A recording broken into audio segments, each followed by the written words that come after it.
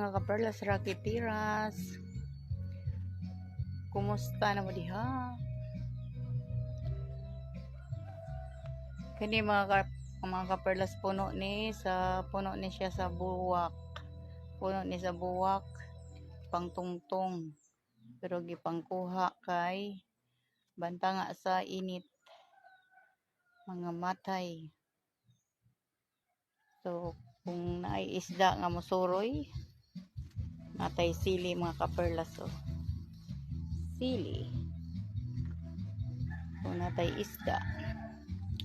Unya sili.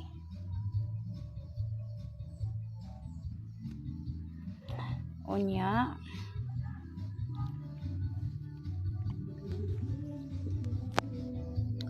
kamatis.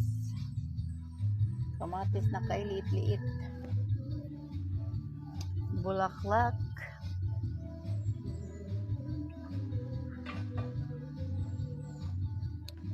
So, pahinga time na tayo mga kaperlas dahil medyo mainit na po.